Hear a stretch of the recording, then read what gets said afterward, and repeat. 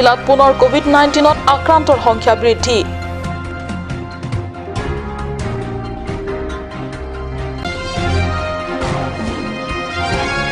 COVID-19 সন্দৰ্ভত গুৰুত্বপূৰ্ণ সভা অনুষ্ঠিত পশ্চিম কাৰ্বি আংলং জিলাৰ টুমপ্ৰেংস্থিত ফৰেষ্ট পৰিদৰ্শন বাংলোত।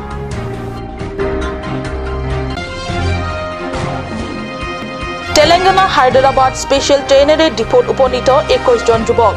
জিলা প্ৰশাসনে 2খন বাছত আনি ডিপু মেডিকেলত স্ক্ৰিনিং টেষ্ট কৰোৱাৰ পিছতে নিজ নিজ অঞ্চলৰ কোৱাৰেণ্টাইন কেন্দ্ৰলৈ প্ৰেৰণ। নমস্কাৰ, অসমীয়া প্ৰাইম টাইমলৈ স্বাগতম জনাইছো। ষ্টুডিঅ'ত মই সঞ্চিতা তেৰণপি। আগবাঢ়িছো প্ৰথমটো খবৰলৈ। সমগ্ৰ অসমৰ লগতে কাৰ্বি আংলং জিলাতো ক্ৰমাৎ বৃদ্ধি পাব ধৰিছে কোভিড-19ত আক্ৰান্তৰ সংখ্যা। মঙ্গলবাৰে নতুনকৈ কোভিড-19ৰ আক্ৰান্ত হোৱা লোক 2 জন ক্ৰমে ভাৰত মহাত্ত বয়স 29 আৰু আনজন গিদন মুমিন বয়স 24। ভাৰত মহাত্ত বোকাজানৰ ঘৰিয়াল ডুবিৰ নিবাসী আৰু তেওঁ ৰাজধানী এক্সপ্ৰেছ যোগে পাটনাৰ পৰা আহি 22 মেত ডিমাপুৰত নামি তাৰ পৰা আহি বোকাজান হোটেল ধনচিৰিত কোৱাৰেণ্টাইন আছিল। আনহাতে গিবন মুমিন হৈছে টিংলিজানৰ নিবাসী। তেওঁ বাংগালুৰুৰ পৰা স্পেচিয়েল ট্ৰেইন যোগে আহি 22 মেত ডিমাপুৰ ষ্টেচনত নামে আৰু তাৰ পৰা আহি হোটেল ধনচিৰিত কোৱাৰেণ্টাইনত আছিল। এই 2 ব্যক্তিৰ দেহত কোভিড-19ৰ অৱস্থিতি ধৰা পৰাৰ খবৰ বিয়পি পৰাৰ লগে লগে সমগ্ৰ বোকাজান অঞ্চলৰ লগতে কাৰ্বি আংলংবাসী ৰাইজ আতংকিত হৈছে।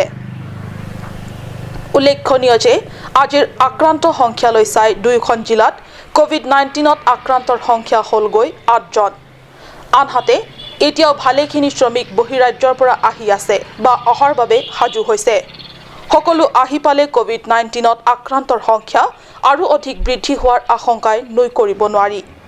সেয়েহে জিলা দুখনৰ জনগণক সজাগ আৰু সতৰ্ক থাকি লকডাউনৰ নীতি কঠোৰভাৱে পালনত গুৰুত্ব আৰোপ কৰাই হ'ব এই মহামাৰী সংক্ৰমণৰ পৰা ৰক্ষা পোৱাৰ মহৌষধ। বোকাজানৰ পৰা আনন্দ তেৰাঙৰ ৰিপৰ্ট, কাট নিউজ।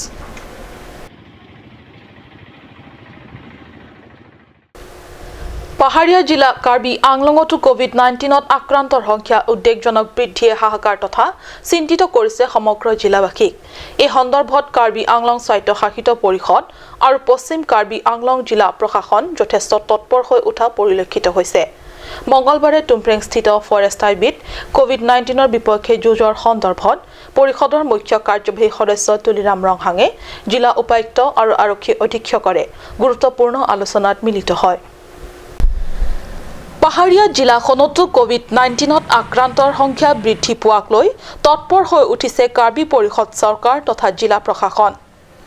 কাৰ্বি আংলং স্বায়ত্ত পৰিষদৰ মুখ্য কাৰ্যবাহী সদস্য তুলিৰাম ৰংহাঙৰ অধ্যক্ষতাত টুমপ্ৰেঙত হোৱা জৰুৰী বৈঠকত ৰাজ্য চৰকাৰৰ গাইডলাইন মতে বহিৰাজ্যৰ পৰা শ্ৰমিক তথা ছাত্ৰ-ছাত্ৰীসকলক বিভিন্ন কোৱাৰেণ্টাইন কেন্দ্ৰত 14 দিন কটাব লাগিব আৰু তাৰে পিছত নিজ নিজ সমষ্টিৰ অন্তৰ্গত স্বগৃহত যাব পাৰিব বুলি কয়। আৰু এই মহামাৰী কোভিড-19ৰ বিপক্ষে সফল যুঁজ দিবৰ বাবে জিলাখনৰ প্ৰত্যেকটো সমষ্টিত কমেও 2টাকৈ কোৱাৰেণ্টাইন কেন্দ্ৰ তথা শিবিৰ মুকলি কৰাৰ বাবে সিদ্ধান্ত লোৱা হয়। উল্লেখযোগ্য যে আজিৰ এই গুৰুত্বপূৰ্ণ বৈঠকত CM তুলিৰাম ৰংহাঙৰ উপৰি সাংসদ হৰেণ সিং বে, কেইবাগৰাকী EM, MSc আৰু জিলা উপায়ুক্ত সৈয়দ ইছফাকুৰ ৰহমান তথা আৰক্ষী অধীক্ষক ৰণদীপ কৌৰ আৰু পশ্চিম কাৰ্বি আংলং জিলাৰ যুটীয়া স্বাস্থ্য সেৱাৰ সঞ্চালক উপস্থিত থাকে। ৱথাটলাংছৰ পৰা জাছন ইংহেৰ ৰিপৰ্ট, কাট নিউজ। তেলেংগানা হায়দৰাবাদৰ পৰা স্পেচিয়েল ট্ৰেইনেৰে আহি 26 মেত ডিপুত উপনীত হয় 21 জন যুৱক। স্পেচিয়েল ট্ৰেইনেৰে আহি লামডিং জাংচনত নামে এই আটাইকেইজন যুৱক। লামডিং ষ্টেচনৰ পৰা কাৰ্বি আংলং জিলা প্ৰশাসনে বাছ যোগে আনি ডিফু মেডিকেল কলেজ হাস্পতালত আনে আৰু স্বাস্থ্য পৰীক্ষা কৰোৱায়। লকডাউনৰ বাবে বহিৰাজ্যত তেলেংগানাত আবদ্ধ এইসকল যুৱক যোৱা 23 মেৰ পৰা যাত্ৰা কৰি স্ব ৰাজ্যত উপনীত হয়। যুৱকসকল এনে সংকটজনক সময়ত উপনীত হৈছে যি সময়ত কাৰ্বি আংলং জিলাত 8টাকৈ কৰোনা তথা কোভিড-19ত আক্ৰান্ত হৈছে। তৎসত্ত্বেও স্বগৃহ পাবলৈ উৎসুক এইসকল যুৱক 3দিনীয়া ৰেল ভ্ৰমণৰ অন্তত ডিফু আহি পোৱাত স্বাভাৱিকতে চহৰবাসী শংকিত হৈছে আৰু অধিক কোভিড-19ত সংক্ৰমণৰ আশংকাত। Laso no mana alamak ke laso group long bangke laso daba ke kolong bangke mana continue mana kecok juna popon ber ke nitum ada balong bangke mana toson jani mana toson lo mana kebin adung sepengun lok mana hadi itu manong bang nak popede ti mana Komen tu pen nang bar ke 23 tarik pen ingkar at home pen Test tarik ni pen wang lo dan nang lek metus nang lek lo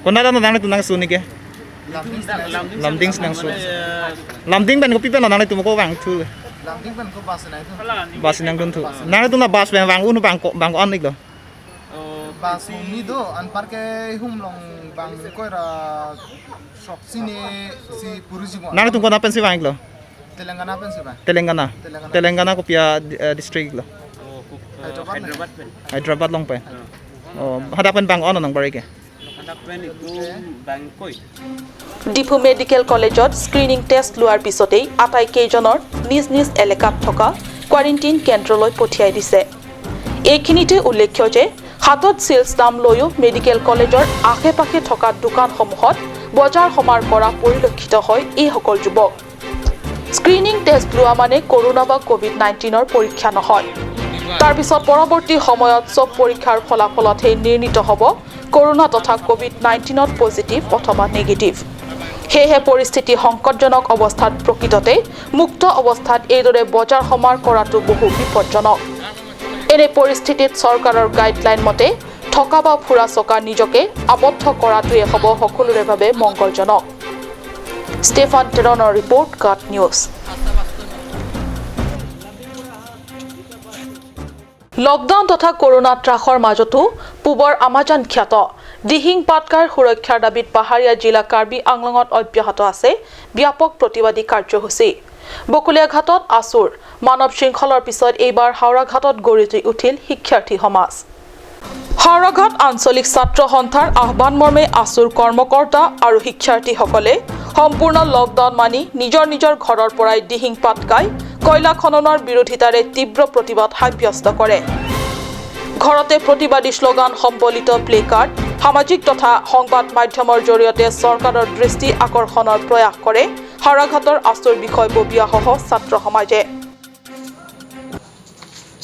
Dihing পাটকাইত কেন্দ্ৰীয় চৰকাৰে কয়লা খননৰ বাবে যি অনুমোদন দিছে সেই অনুমোদনক আমি অসম জাতীয়তাবাদী যুৱ ছাত্ৰ পৰিষদ কাৰ্বি আংলং জিলাৰ অন্তৰ্গত বকলীয়া আঞ্চলিক সমিতিয়ে তাক তীব্ৰ ভাষাৰে গৰিহণা জনাইছোঁ লগতে এই মাধ্যমেৰে এই চৰকাৰখনিক জনাব বিচাৰিছোঁ যে যাতে এই কাৰ্যসূচী এই কাৰ্যবোৰৰ পৰা বিৰত থাকে আৰু লগতে আমাৰ যি থলগিৰি মানুহবোৰ আছে সেই মানুহবোৰ শোষণ কৰাৰ পৰা যাতে বিৰত থাকে ধন্যবাদ উত্তৰ পূৰ্বাঞ্চলৰ একমাত্ৰ বৰ্ষাৰণ্য দিহিং পাটকাই য'ত চৰকাৰে ইতিমধ্যে কয়লা খননৰ বাবে যি সিদ্ধান্ত গ্ৰহণ কৰিছে তাৰ বিৰোধিতাৰে আমি আজি হাওৰাঘাট আঞ্চলিক ছাত্ৰ সন্থাই লকডাউনৰ সময়ত ঘৰতে নিজকে আবদ্ধ কৰি ৰাখি এই সিদ্ধান্তৰ বিৰুদ্ধে আমি প্ৰতিবাদ কৰিছোঁ সকলোৱে নিজেই একোখনকৈ প্লে কাৰ্ড লৈ নিজৰ ঘৰৰ পৰাই এই প্ৰতিবাদ আমি সাব্যস্ত কৰিছোঁ এই চৰকাৰখনে অতিকৈ পৰ্বত পাহাৰ প্ৰকৃতিৰ কথা কৈ থাকে আৰু এই চৰকাৰখনেই এই প্ৰকৃতি ধ্বংস কৰিবৰ কাৰণে উঠি পৰি লাগিছে আৰু সেইবাবে এই প্ৰতিবাদ আৰু তেওঁলোকৰ এই সিদ্ধান্ত অতি শীঘ্ৰেই বাতিল কৰক অন্যথা কিন্তু আমি এই সিদ্ধান্ত কেতিয়াও আমি মানি নলওঁ ইয়াৰ বিৰোধিতা আমি কৰি যাম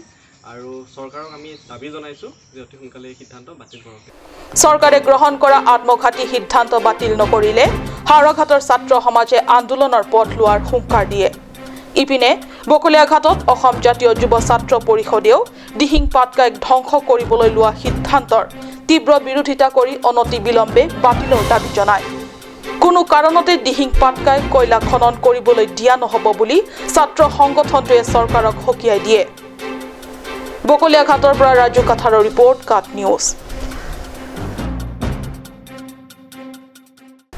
সময় হৈছে চমু বাণিজ্যিক বিৰতিৰ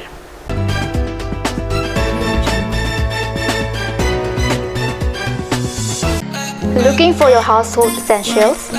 MS Punctual Stationery, one-stop destination for your household needs. Here you will get table fan, ceiling fan, mixer grinder, rice cooker, groceries, electric items, plastic items, gift items, etc.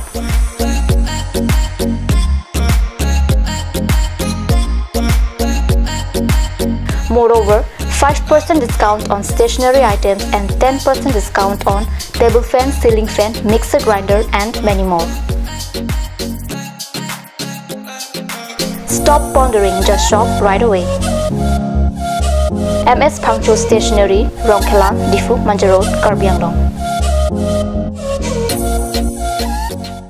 Start here, right anywhere. Eastern Motors, authorized dealer of Royal Enfield, Rongkhelan, near Don Bosco School, Difu 782460 Assam. Easy finance available here. For more information, kindly contact Sales Bokazan 78961 For both Difu and Bokazan, you can contact 9957988008 or you can mail isanmotors@gmail.com. Ganj Shopping Mall is a gulf of Assam Enterprise and the Hill Areas Department. A glorious 1 year now. Here's everything you need: groceries and household supplies, cosmetics, personal care and skincare essentials, appliances and electronics, stationery, men's and women's clothing along with tribal clothing.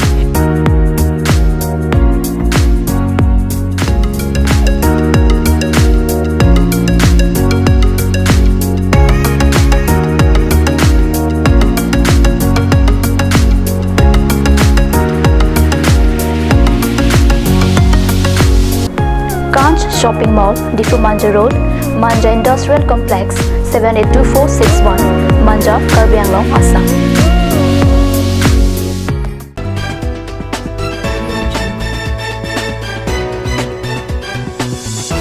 বিৰতিৰ পিছত পুনৰ স্বাগতম জনাইছো বাতৰি মজিয়ালৈ।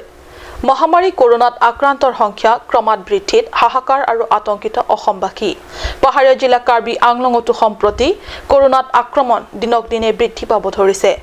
এনে পৰিস্থিতিত শংকিত হৈছে সমগ্ৰ জিলাবাসী আৰু মহামাৰী কৰোনাৰ বিপক্ষে এই যুঁজত চৰকাৰক যৎকিঞ্চিত সহায়ৰ হাত আগবঢ়ালে উচুকা অৰ্থাৎ সন্মিলিত কাৰ্বি আংলং ছাত্ৰ সন্থাৰ নেতৃত্বই। ৰাইজে নখ জোকাৰিলে নৈ বয়। কৰোনাৰ বিৰুদ্ধে চৰকাৰৰ যি যুঁজ তাত জনগণেও সহায় সহযোগ কৰিলে মহামাৰীৰ বিৰুদ্ধে জয় নিশ্চিত। সন্মিলিত কাৰ্বি ছাত্ৰ সন্থা চমুকৈ উচুকাই কৰোনাৰ বিৰুদ্ধে চৰকাৰৰ যুঁজত সহায় হোৱাকৈ COVID-19 CEM ৰিলিফ ফাণ্ডলৈ আগবঢ়ালে নগদ 5,000 টকা। বৰঙণিৰ সংখ্যা যিমানেই নহওক সকলোৱে অলপ অলপ মিলি বৰঙণি যোগালে যুঁজত নিশ্চয় সহজ বিজয়ৰ দিশে গতি কৰিব। CEMক বৰঙণি আগবঢ়োৱাৰ মুহূৰ্তত উচুকাৰ সভাপতি বিবিচন তেৰণ, সম্পাদক জিন্তু হাজৰিকা উপস্থিত থাকে। নিউজ ডেস্ক ৰিপৰ্ট কাট নিউজ। আজিৰ অসমীয়া প্ৰাইম টাইম ইমানতে সামৰিছো। ধন্যবাদ।